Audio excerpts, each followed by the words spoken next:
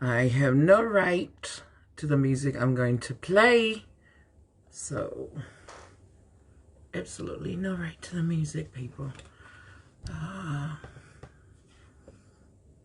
Get you up here.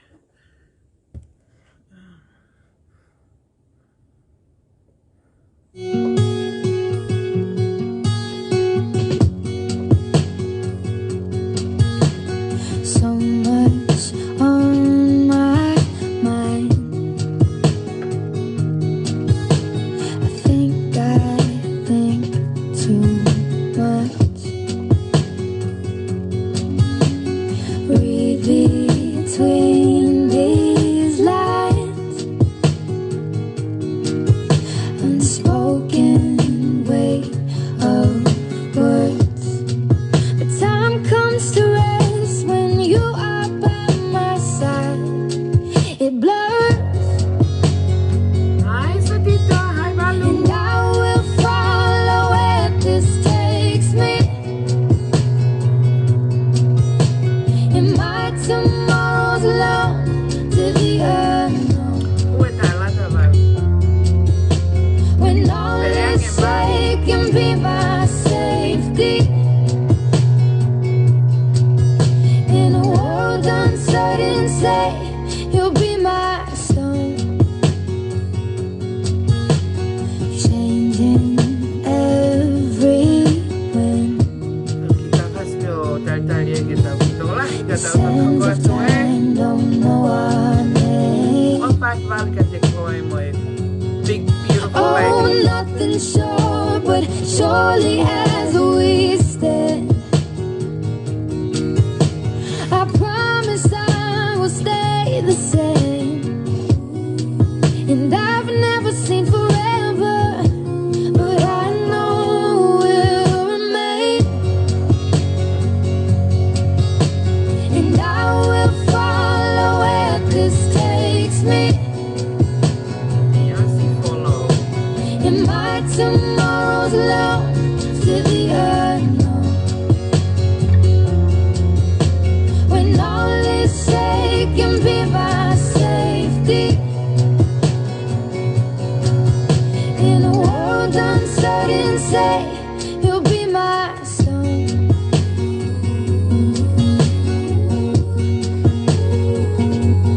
Be my stone. In a world uncertain, say you'll be my stone.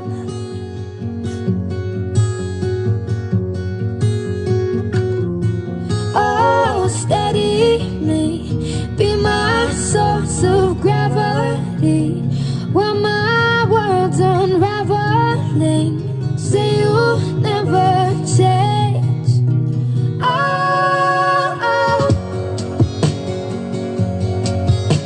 and I will follow where this Love takes you, me. Hoppa. And my tomorrow's long to the unknown. When all is safe can be my safety. In a world uncertain, say you'll be my stone.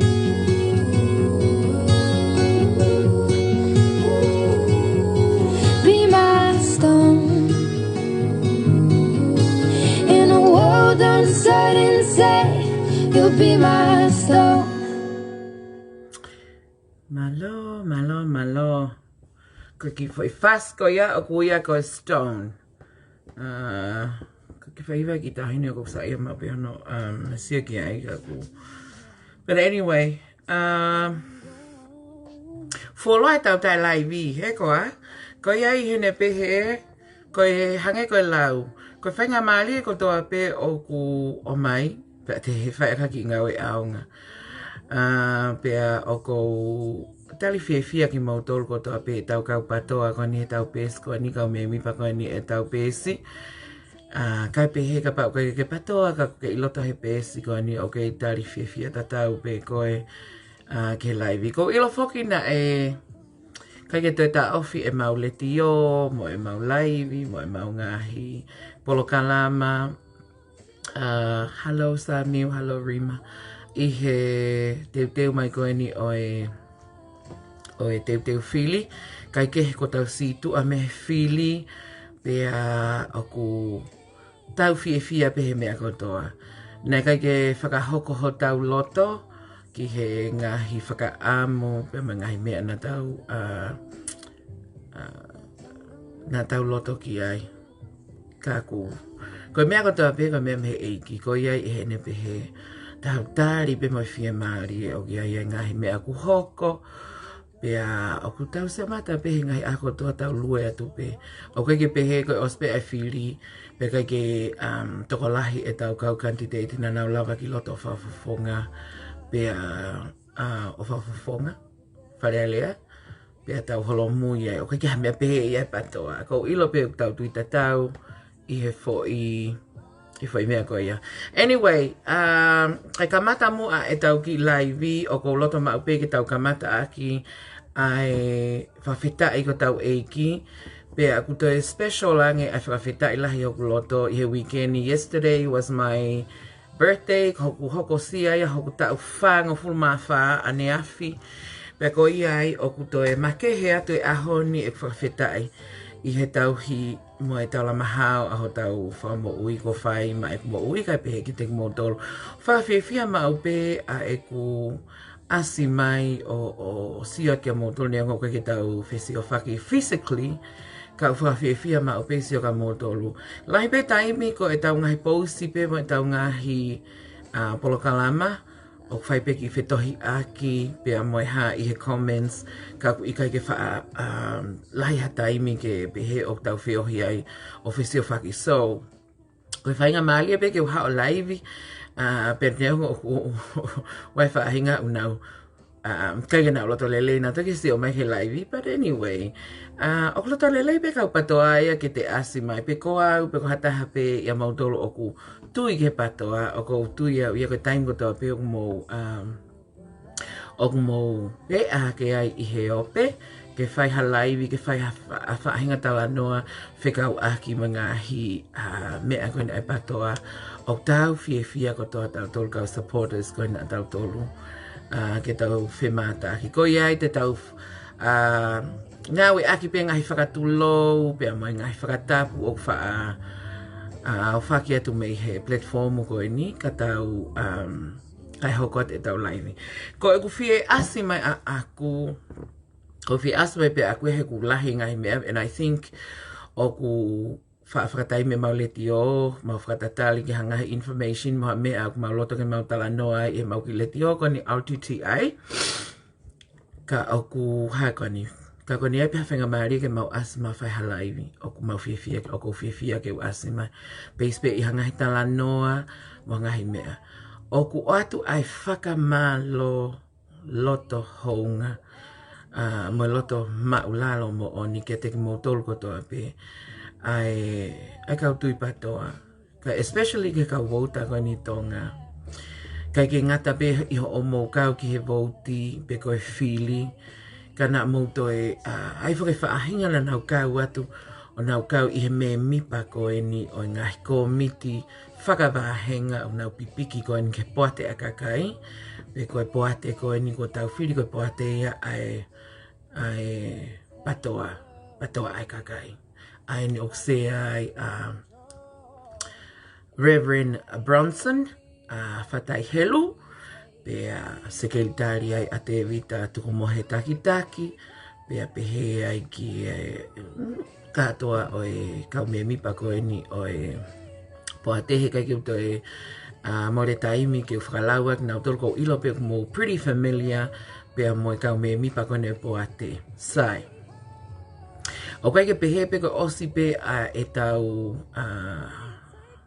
fili pe tau malolo mai lewa he ko uhinga plenty of stuff na tau pehe ose fili he tau amanaki lelei ko en ke tau kau kandidati te tau ki i break o spea November tau ki break ia malolo tau tau recruit ke hokua te tau ngahi ngā we i he tau fo kanai kai ke pehe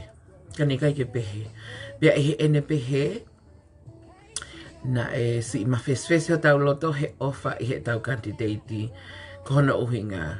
Na tau ilo kano kato a e nau loto aki, e nau ofa whanua, e nau ofa tau hau, e nau ofa he pule anga mai kai pehe, tau potu e nau ofa he kakai e whanua, ke nau ofa hangahinga aue, e whakawhie maalie, pe kai ngatai, pe tau e mea koe whai hala, I tau ki whanua. Pe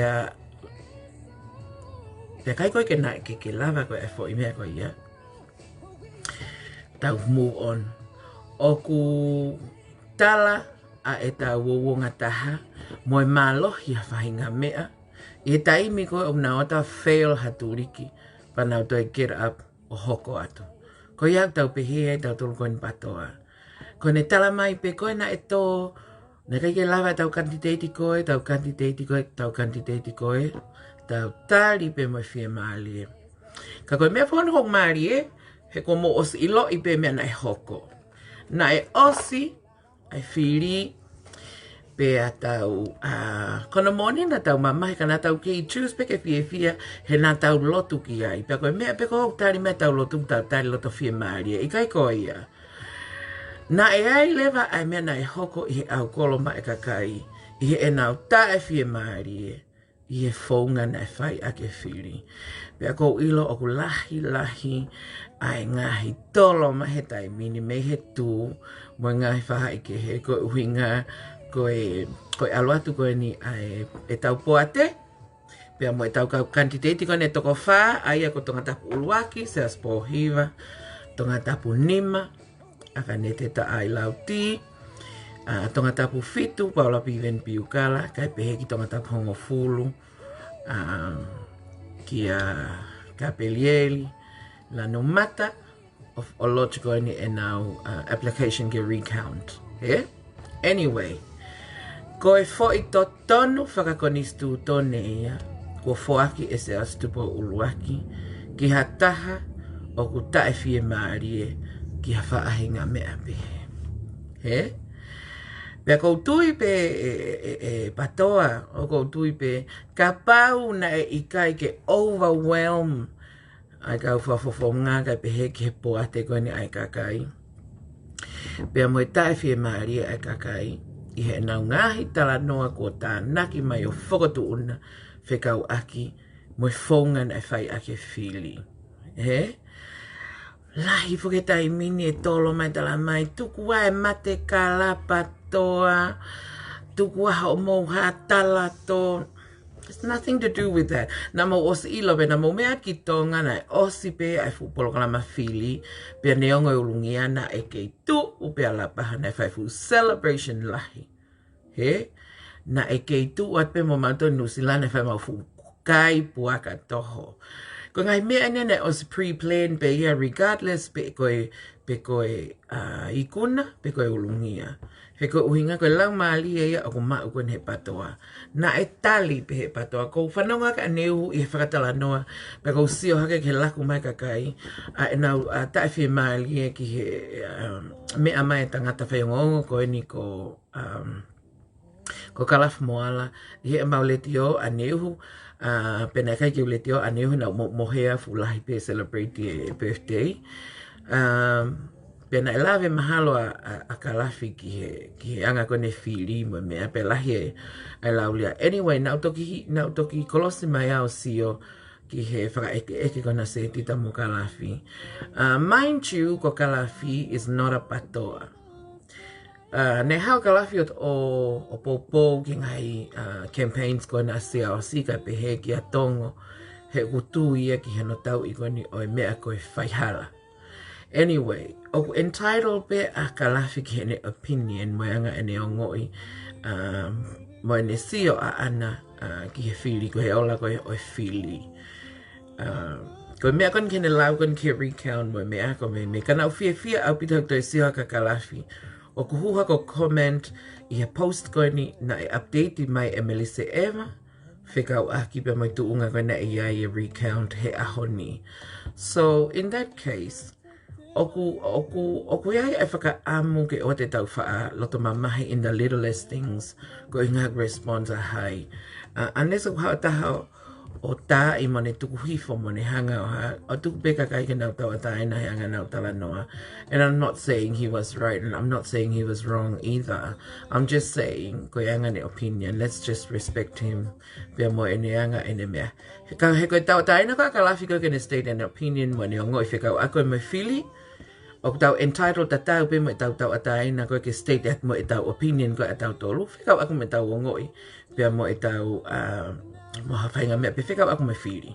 so in that case, we need to learn to respect each other. Anyway, moving on. Ko mea na ko hoko ki ai, ko o sposi hake he kau tama koe no nau katakata I mai koe ni tau o koe ni o recount. O tala mai na ko o se recount ko foi vote pe tolu na fi haraki. He? Pea koe ngahe information na mai mea hai mo hai. He? O kui ai ho mau ki friend heni, o koe ke mau tui tatau. Pea mau ilo pe, mau tolo lelele mui pe, pea mau talatala noa pe, I he mau ngahi, I he leti o, I he ngahi laivi, mai ngahi posti koe ni, I he ai patoa, kai tui patoa. Pea hau pe he tala noa mai he ne mea. Pea mai ngahi updates ko pe he ko ne o mai ne tala mai, koe mea ia totonu. He? Pea kone toi ui foki, ai tangata kone ko teleketi. Ko iai o ko kore atu ki aloku po teleketi. Ko ilo pena ke update mai ka ko kore atu ka pati ke mea hake o sio ke post fa mui kone me update fa mui a Melissa Eva. Mahalo te will answer yo for I latest update. Kono update ko ia ko mea mo oni. Whaka mo oni kai lahange ko lau a Melissa. Ne whaka mo oni kai o polisi. Whamo oni ki ai pea mo tauketi, na e paraparema o e whili. Na e oku refuse ai komison whili, ke na hanga o mai, ke na hanga o mai e mea koe ni ke lau, ke whakatotolo ia ke mea. Ko uhinga koe e pausa Melissa, mau mea kotoa mai peki heni, te mau sio peki ai. Pea mau hanga lewa tuku mai anga hau mau whakakau. Koe mea no koko o kou loto koe ki utala noa tu he ko lahi e tono tolo ki mau tolu he taimini koe winga koe mau polo kalamaleti o koe winga koe tau mea o koe ke whapek ofe pa koe ke whatokanga ki ai ka ko mana tu I mau pe o tau learn mau pe ke tau poto I he tala noa pe tau tala noa lelei o oa te tau kokono hangi koe ka homo tau fo I matahu whanga he whakatapu pe te hao tala noa ke ngari uku iai ha mea I hoto loto lae, he? Koe lahi au pito o ngahi tala noa manuki I mai eni. Hange nia nau manuki I nau tolo ai totonu, ai tangata, ke ne hanga e koe futau ataina na o mai he konistuto ne pea fuaki SRC tupo uluaki. Ke tau o kumi ke he tau totonu koe na tau tolo. Koe ke wanga I loi pe masas tu po ulake ke ne fuak mai tau ataina ke tau o lea mo tau o whakatotolo e totonu. Ka nau o mai nau tolu pe ko hai nau tolu ko hai nau tu unga koe ke nake ke nau tu ina ke nau whako ni studone ke nau mai na tō tātā puni I mai tau tolu. Ka nau tala mai una hanga poupou I ai monaki. Na e hanga ko hai toi haare vai. Koe tau ataina na o mai ko e sas tu po ulake tau hanga ko practice ko he taimini. Anyway. Rakilere mau pe foki a mea ko kui koe tele lau niu pe a moe leti o kalasini ka tok mui mai ai mo oni. Mo whaka utange koe ngāwe koe ni o whahe po a te pe a ko whamalo moe o whalahi atu. Ki a whatai helu ka peke po a te I ngai ngāwe ko toa pe o nau fuisia. Ko pau peke hoko a te mei heni. Koe raki si te puweni hange pe koe mea koe na nau whamatala I he nau polokalama. Koe raki si te puweni koe nau o apply ki he recount. Koe step hono wa o fia maulewa ke nau o ave ki he whamau anga. Tau lue atu pe. Pea oku koe ilana uhinga koe tau hanga poupou I ai whainga mea koe ni. Ai whainga kumi ki ngata anga o ato tonu mahamoni mea. Koe mea ai koe ngai tol Katerina ia ai patoa ko tau hanga ko teke. Ai ataki tua. Ai accountability. O ku tau fie ma o koe ko ha tau tala tō eni e tau o ke recount. Mo e tau siot ke tau o whaka ilo koe uhinga o kui ai ngai ho haa. O ku fu mamao a pita me talato he na tau o si hanga pe e tau tō teu i tau tōlu ke tau tari, ka pau te tau huki loto, e tau kau kantiteiti, pe te nau tō o kai ke nau lava huki loto. Pe ako na e pe mai pe koko o kai ke lava, o kai ke nau lava na tau tari. He ko uhi ngafo ko lahi pe he o kai ke hanga he patoa o tari ai ulungia. Na tau tari. In the meantime e tau tari kon e tau ulungia, he ikai ke tau ignore pe te tau tukunoa i taimi ko ua mai kakai o pe mai na e whakatanga i ki mau tolu he mau atu ki he office fili. Ke mātu whae mau fili. Na e tala mai ke mau tolu ke mau ho mau hingoa, ke mau kau he fili. O a oe pe ka taimi ko foki kau ngā ue ko ke nau lau na tolo o fili. He? Ka koe kau fili na e patoa. Na o mai ke kau whafofonga, na o mai ke poate e patoa o whai mai ngai tala noa koe ni. Na mau sio ke kakai i whee mo me he whee tu whee, o nau mau fili i he wahenga koe, o mau fili ai, o mau nofo ai. He ikai neongo a lahi ngai tāna, pena insinia predetermined moi hafua. Nā tau whia mau ka pau nā koe ose whiri o kuna hu more ta e aha issue na te ke aha ngutu e na lea ma pe mai ki ngari kehe pika ko osi mawahe atu e nia me he ngari kehe. O ko manatu i pe a whiri na whetu takama mirise ewa na e puke i he kau polisi koe lau ngā ia koe ne alu o eke.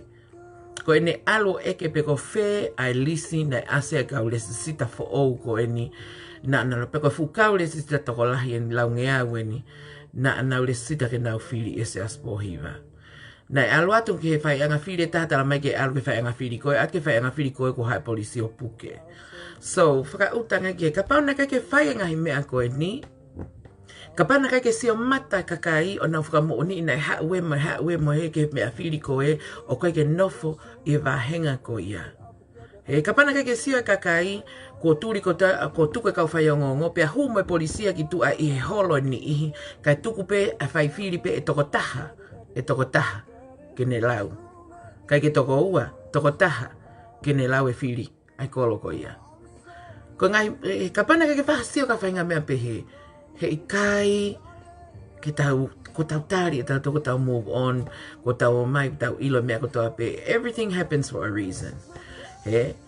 Ka pauna kai ka ilo i hifo na e whai hangahi tufa, o kuta e whakalao, tufa paanga, tufa po toileti, hu whanga he whakatapu, tufa tanke vai.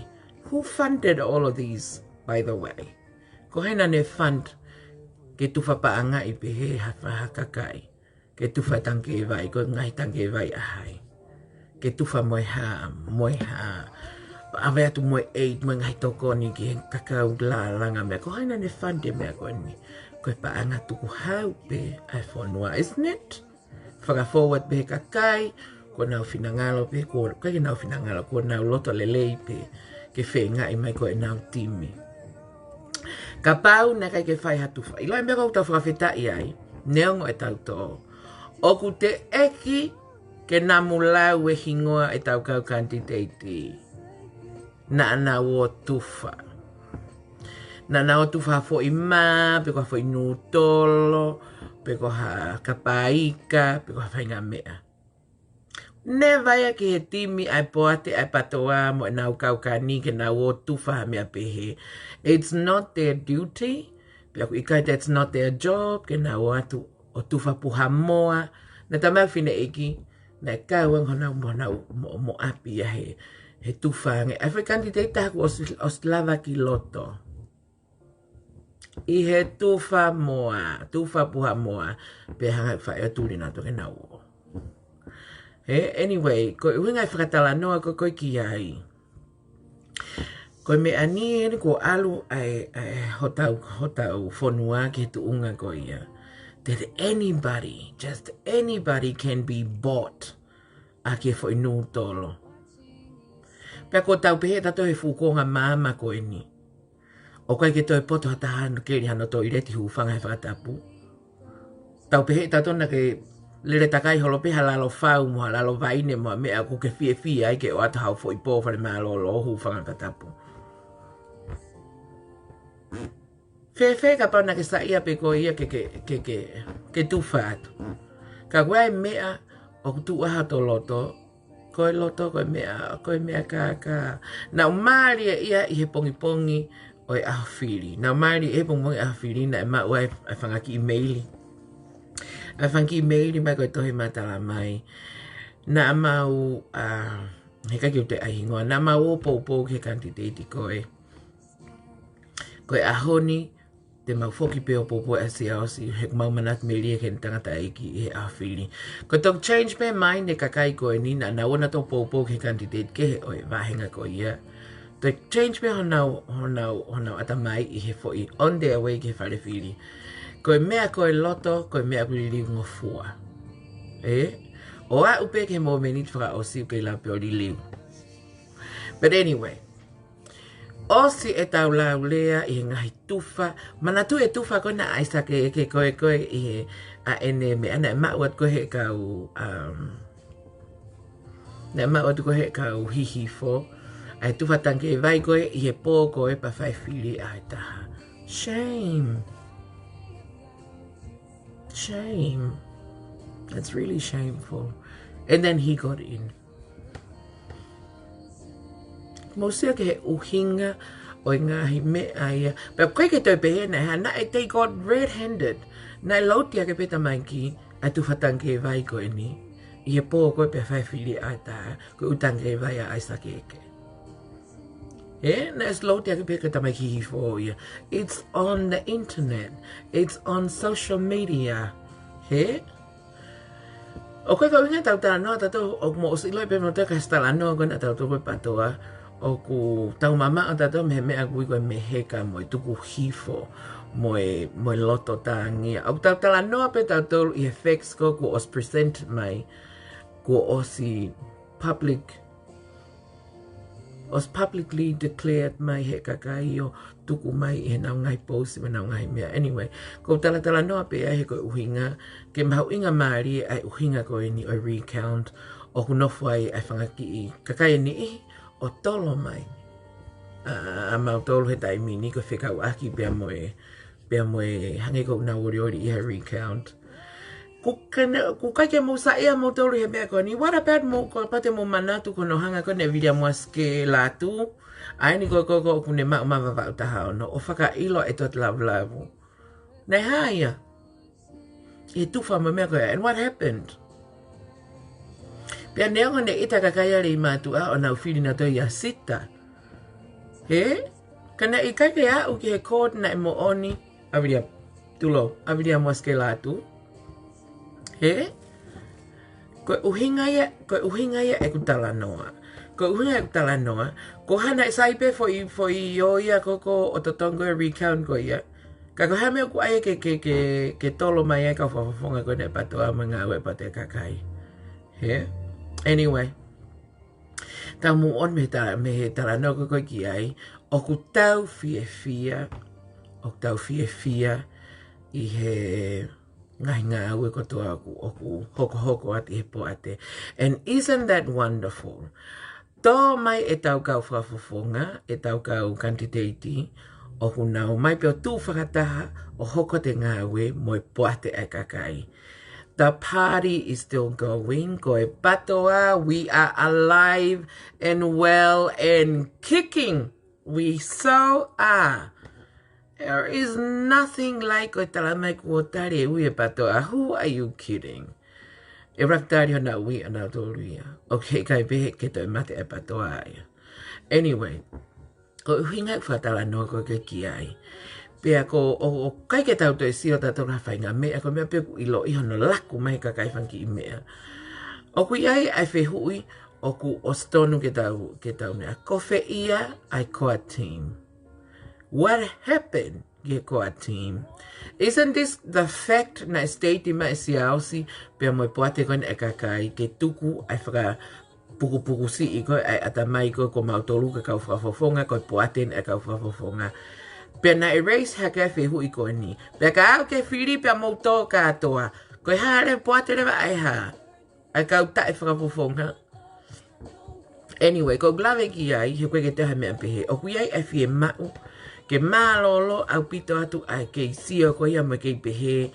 O na e kai ke mei tō Kaki mei tō ai kau kua team, ka koe ngā ue I he kau kantiteiti ko ne pate patoa.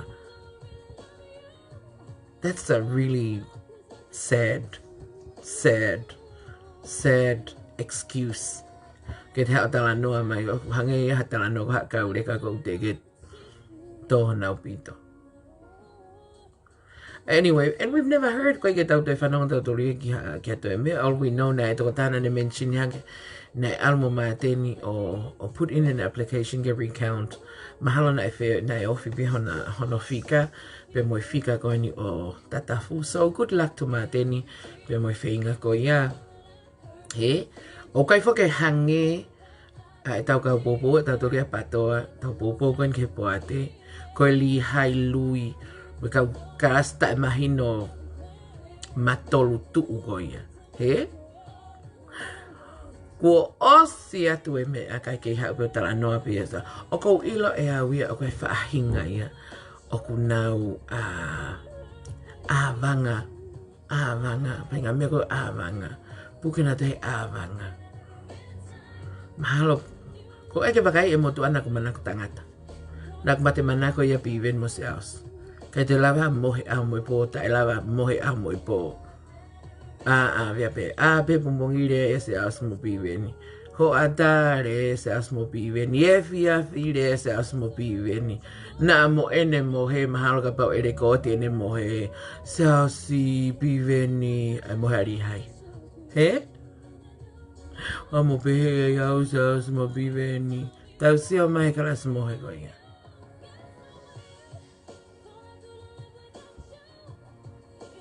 Mamahaki ko tau tala no ke kakai. Kai ke ilo pena e mau mai me feitu whiri nā mai o. Wai nei, ne hanga.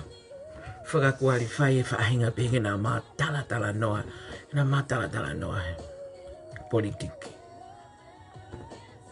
Whi alo se asmo pi veni o taftafi e pilau na mata when they get up in the morning ka ko rihai e nu whai e te. Foi tama ure no rihai whakasesio atu. Pipiki te se o ata gone bathroom gone apa se au si mo apa pive ni fa si o pe ko ha me a pive mo se au se fai. Anyway. Tau mo mai ke ke tau ki kata fula tau ta kata. Ko mau a ko ane po fitu tak mai ka because it was my birthday pe ta mai hok family mo ka inga me overseas me America mo fefua. Ke wish me a happy birthday pe lele ta no me. Ora me ko ri ha ke to ta. Ori ha ke to ta ki foi video na kati mai e hui ka peloto.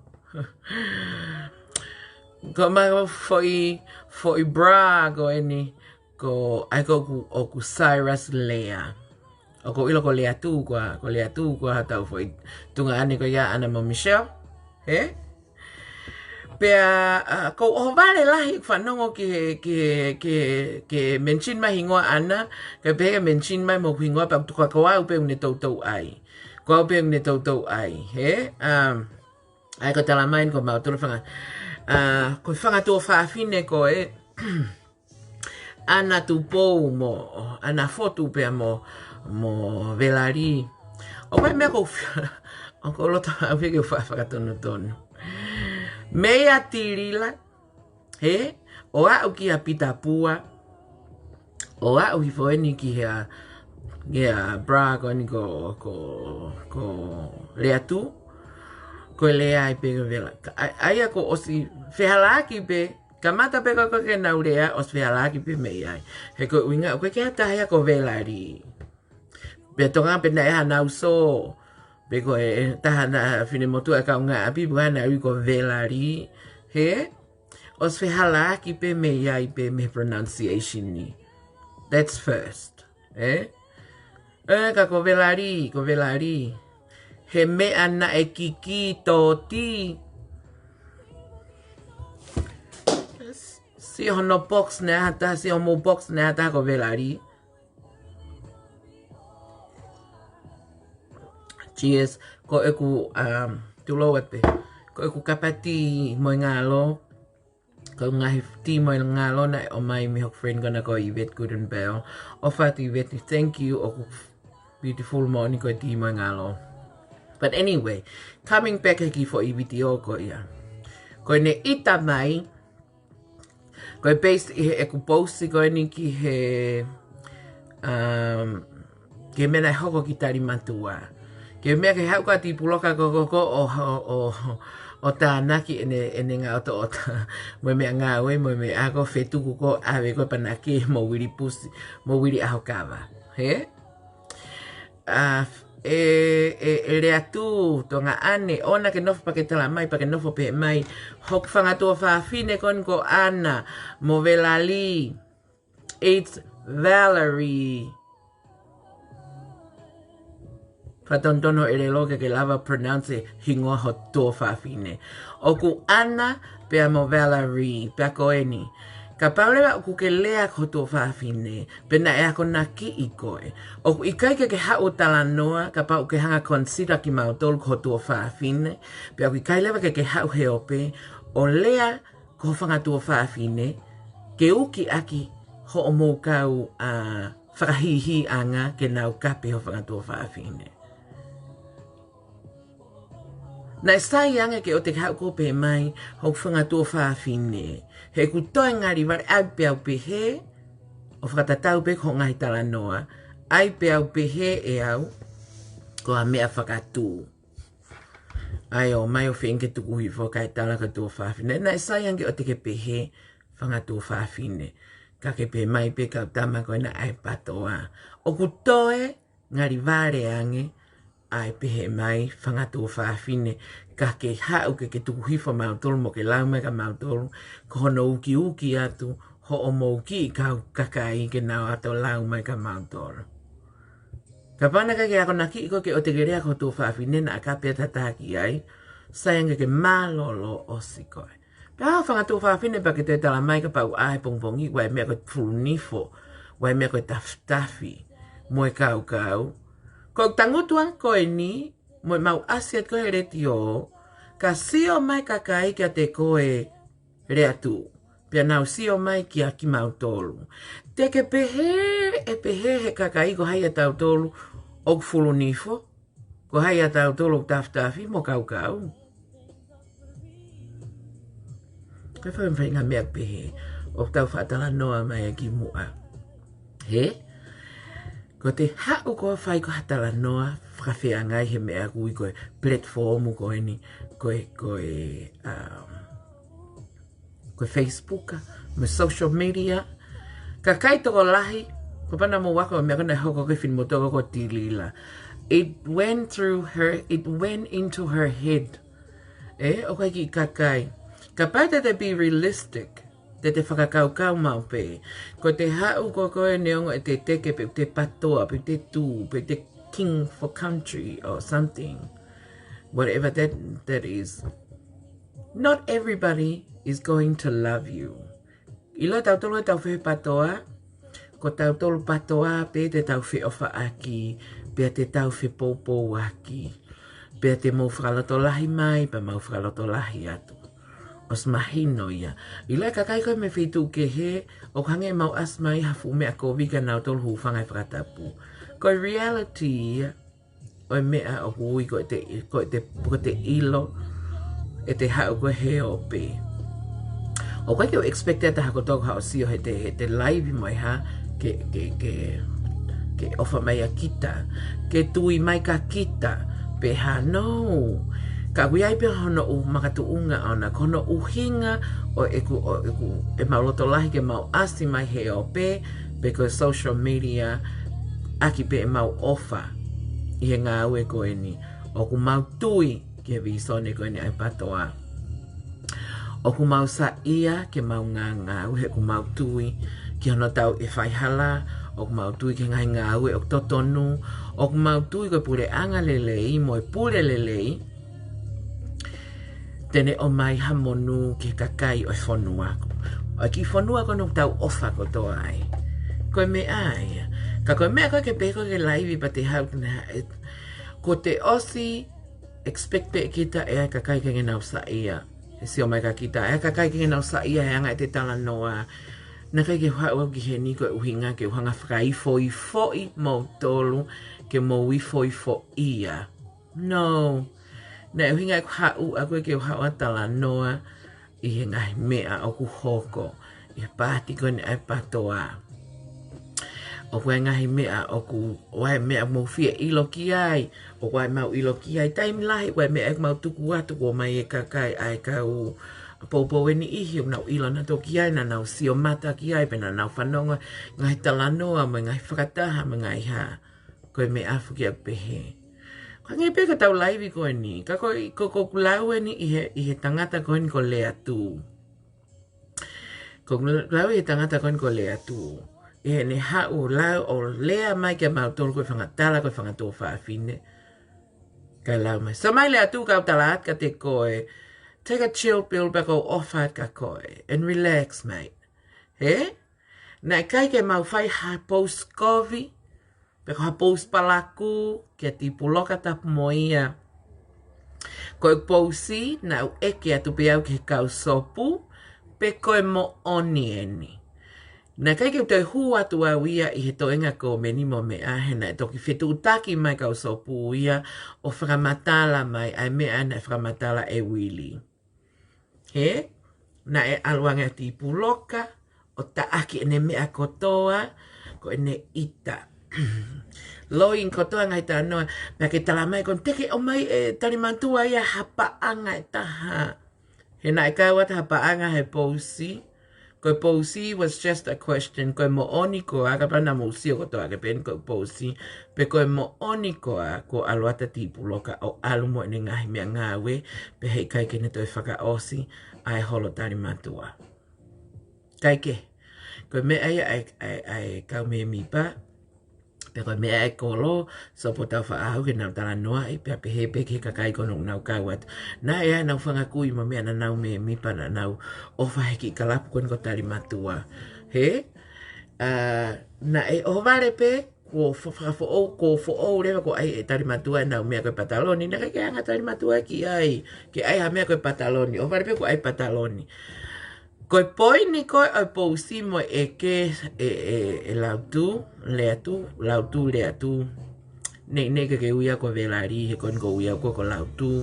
Anyway, koe purpose e pousi, na kai uinga na kai mautanoan matul koe ke mauwhi mamto details. Koe mea koe na mauwhi maupe koe fo i mooni ene ato taaki, he ko lava e whiri. Ko lava e whiri, Perenta e hoko atu e ia. He koe na tau lau mo wiri pusina e pehea tipu loka, ko e ne itau alu koe ni, ko e mo wo whiri i a Southpaw hiva. End quote. End quote. Ko e pare mai. He? Pea kui kai ko haloko palpare mania ke mo mai motori au. Ai mai hafu lai vi batala mana ki te hapaanga tana na mautano paanga tu. Na mautano paanga pe ko eke atu pepe na e hako hau ati puloka.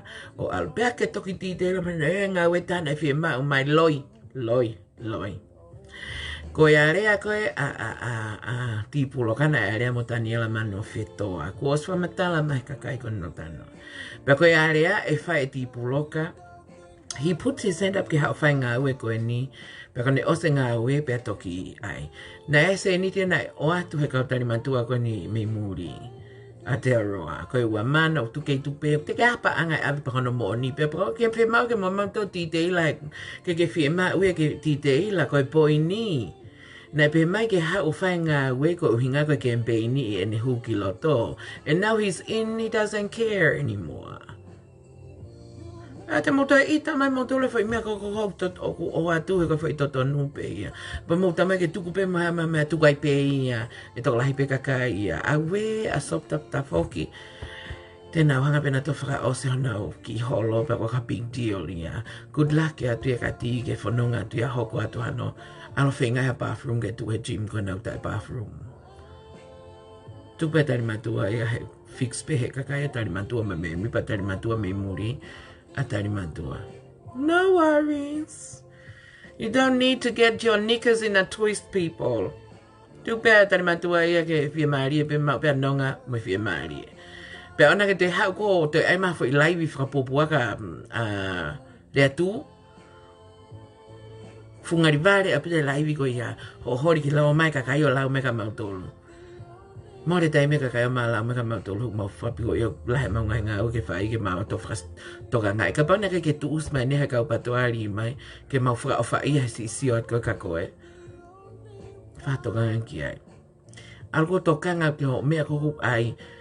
Fola hau fo ia kau mo hau whaatai mai ko mei puna ma hau fo i fulapi piki mai screen o tok tuku ake ho mau fo i tunga ane. Wee, kapo. Anyway, ko tau mawahe mai me he tau ki tāna ko ia. Ka koe tau ngai catch up e fuki eni. He koe tau pene e tau ngai tala noa ki mua i he whiri.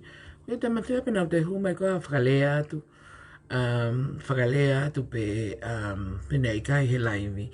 Ka koe hu mai na kai keu na kai keu le tio aneufu pe o ko o le ko kai pe ke fa le tio kai ke fa mea o sanga na to fa ai ke hau o lai pa mo ka taki ibe pa mo ka taki ibe ka pa ngai lea mo ngai mea ko oku life ke ngai tohi mai ngai mea pe mai Well, como tola mau tol fe fine ko ni ko pato anu sila kangen ko mau ki le tio kon LTTI.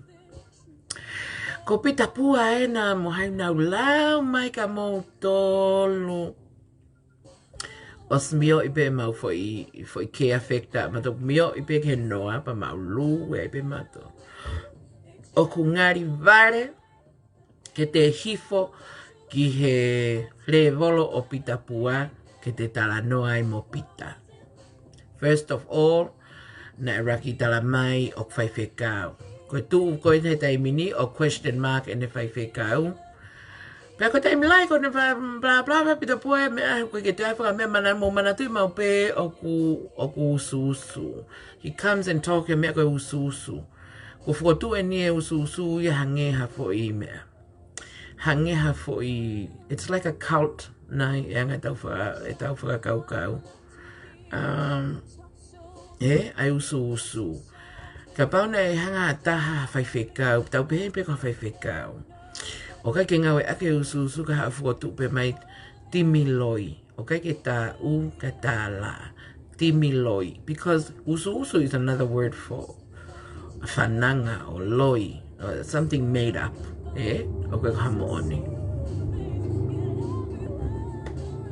Ia ka mooni a Michelle. Tama Michelle ko pau peke nau lau mai he ko is most important topic. E nau fia koe he lava e nau kau ka ni mai ha. Kau ke ilo. O ku ton mau peke te wha be careful e te mkou te fu o watua te fia. Na whai ko short-lived pe time no e te fia. Na wale pe ko huke hake o mo ua kau ka ni. Pe nau record leva historia. Ko kau whakafofonga no ta he historia whanere atonga. We. Peko te hale vai.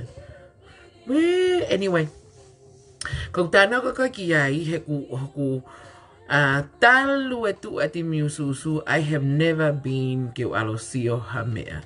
Peko tāna ko ka pita pua mo e ne ususu ukangeia ha whananga. It's like something of tala no pe kakai tala me ne opose ai tui ai patoa me ai patoa hange pe ha whananga. Ku mautoki sio pe ha mea ka pai pe mani na e lau mai whika wak mo akilisi. Na lau haka siaosi. This man is obsessed mo family pohiva. Mahalo ko tui e maui hai COVID tika pau he kai ke lea ke o kau hake ai a hingoa tangata e ki tapuange moia ko malolo ko pekia ke akirisi. He osia te tangata e ki hoko maka sia osi. Ka pau e to o maha antaha because no one has ke neanga to o mai e life apita pua o whakatatau ke life a akirisi pohiva peko sia osi even. What a joke. What a big fat joke. Oska pape mai kau mea, te ke tui ke toko ki ai, pe te ke si atat ki he, aku never once ke puaki mai pe kotoa mai me ngutu o se aspohi wata mo ia, haane rea po haane mea kaunga ka pita. So, kono mo ni pita, o koe ke hao mahu inga a koe ki he life a se aspohi wa.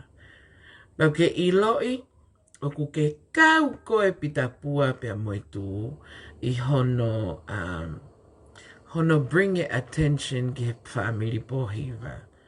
He, ila kakai fo ogo na atu ko whanongo ke he tano ko a pita, o koe ke o si mahino pe kau fanatics, he? Kau fanatics e koe tu, pe mahin mana tu ko mea ko tope wange pe koe tau tu koe lo tu, se kau muslimi, te a fanatics, kau extremist, o koe pe re, wolo kakai pe he tu, he? Koe kakai fo ogo na wonder about Pitapua and how much he hates Akilisi pia mo mea. Even though hau tala mai koe ke whihi au ia Akilisi. Koe ke whihi a ka koe mea koe toa pe ke ai o whatatau ki he tangata e ki ma mea pango. Anyway, o ku ke hanga e koe o prolonged pe ku ke whakatolonga e koe ai legacy koe o tangata e ki. Ko mena ke tau o iai whaki ai e palowe, pe koe tala noa pehe.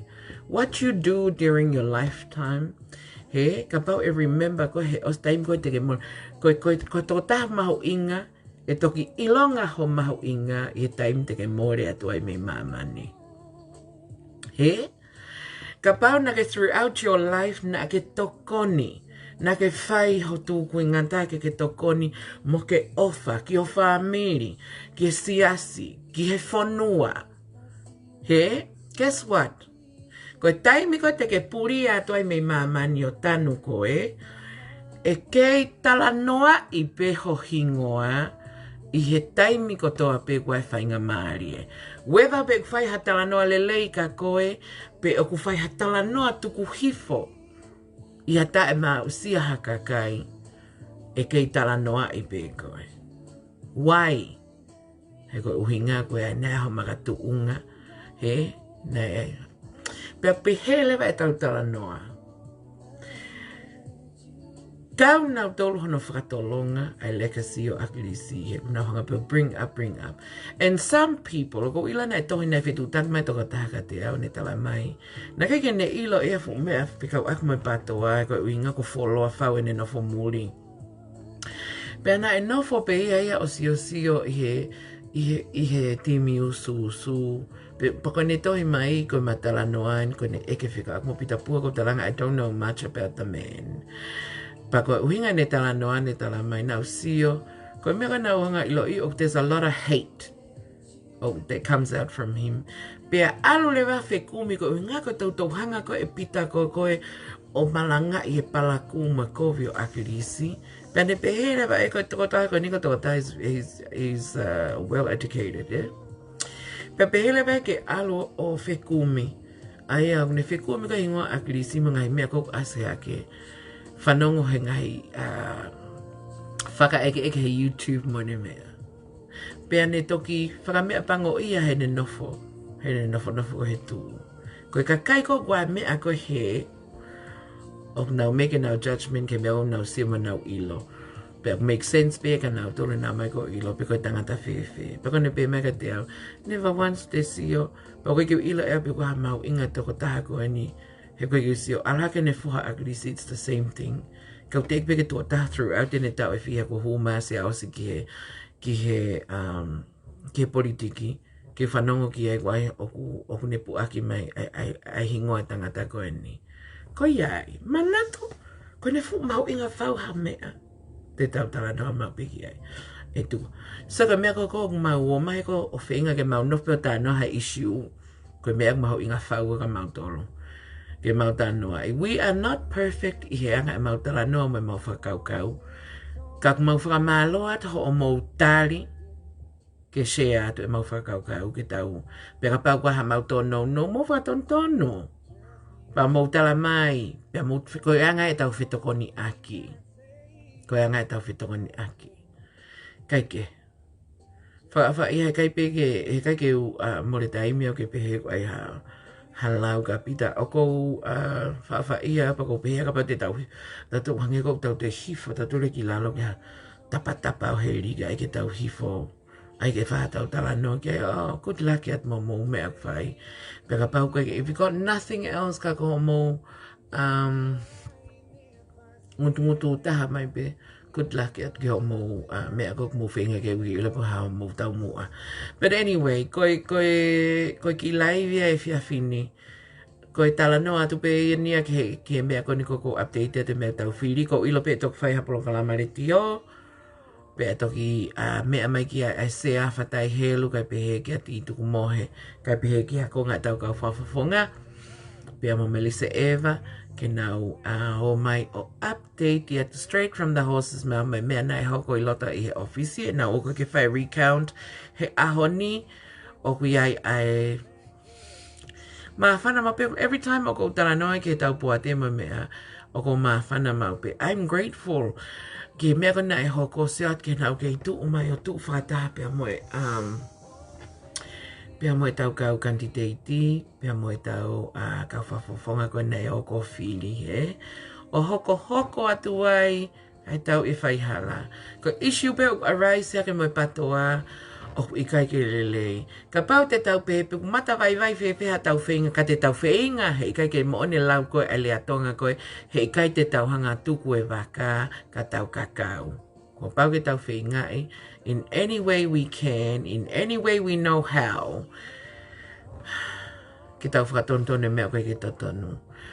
O kua te o whalahiat kia mautol whatai helu, ka pehe kia ti taktaki, pia moe po ate koe ni a kakai, o kua o whalahiat kia mautol e kau kantiteiti koe ni, o whai whenga kia recount, ka pehe ke tau kau kantiteiti ko nau kau mai koe me mipa o e tau po ate, o whaat kia mautol hono kotoa pe a kau popo patoa, ka he toi lahi pe toi mawahe ange ai ofa, ke kau tai patoa. Mo motol mo pege mo maga mo lau mai mo mea. Don't waste your time. Don't waste your time. Alu pe o fia mo neke neka e mea o ke tui ki ai. Ka pa o ke tui ki a pita pua mo e tu. Good for you. Ka pa o ke tui ki a he. Ka pa o ke tui ki good for you. As long o ko ke hau pe koe o nof pe mea o ke tui ai, whai pia o ki ngawe, ke tokoni ke mea ko ke tui ki ai, pa ke hao tala noa ngai mea, e tuku hake ai, ai whaitu ko ke tui ki ai, ko tui ka pa te tau nofo pe hepe, si e tau rema, si e tau hoka, si ai ngai mea, tau learn pe te tau wako, ke tau whaka apa ai ngahi tui ko toa pe. Ko tui ko ha mea iak sai. Ko ilo taimi lahi o kei whai pe, ko ilo patoa taimi o staha pe ia. Regardless pe ko hao whakau kau. Ka ko ilo ko lelet pe ko e poa te ko ngahi mea pe iak pipiki ki ai o hui ai e kau kandidate. Koe kakai e te nahonga ngā we ngahi issue ko koe e tangi maha tau kakai koe ki ai. Pe e whakamaunga mai lewa. Patoa ko toa pe. Pena ke patoa tilila. Pena ke patoa Sheroni, pena ke patoa Rihai. Pena ke tau whakamaunga me peta tere mea tāko ni o tau lue ai. We have 4 years ke tau hanga tanu make patoa. We have 4 years ke tau to make ourselves stronger. We have 4 short years ke recruit te patoa. Pea tau hanga lewa furihi, ko tau wako mai hala whanonga. He malolo e tangata eiki pe hange patoa. Pea tau alu o mawai ua. O whai e wau mai ke whiri. O wai pe aki small factor ai o contribute ke ngai mea koe ni. Pea contribute lahi ngai tae mau koe ni. Whese kono au ke ono ke tau tuu koe ke tau kumi e totonu koe ni. Ki he ola ko e whiri. Tae mau, ai ngā au e koe ni a komson whai whiri. Pa tau toi o atu rewa tau tolu, o totongi la wafe, ke whakalerei e nau ngā au e.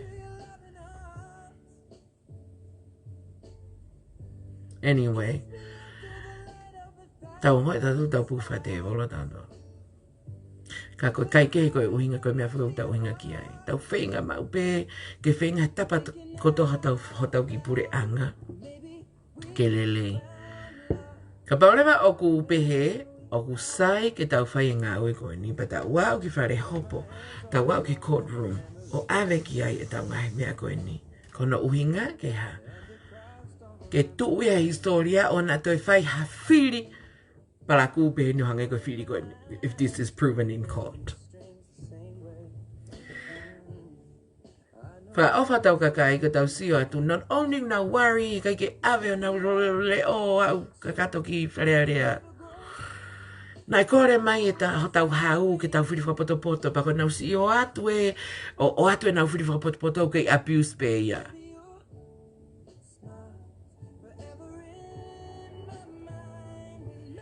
Kore ngā no tono to tau ngāhi.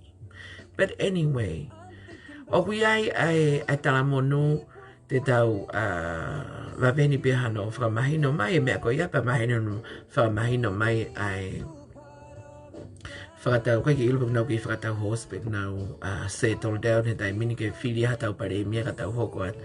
Pe tala monu ke pore anga fo o. O whake kau mai e ki o maa kakai peri riho nau ngahi loto mo nau ngahi ata mai. To o me fo irea koe koe corruption me nau tiksinari. Katau ongo i tau. Katau ongo i tau ki mawahe atu mea. Toki elevator tau tolu me tufa whakalaione koe koe last time. Anyway, maa ko seke tuku hai ko le rea petala no maa ko whia mohea kakai. Oko offered my tala monu to you all. Have a fab weekend with your families and your loved ones. Pea motokanga ke mo ke lotu e sapate. But have a fab weekend. I can't wait to actually see my family and my friends over the weekend. So, ofat ka mo tolu, have a good night. Tau toki hoko at mea motokang ki ai. Mulak mai peke inbox ke toksi ke katak pe whaatau mui e tari atu.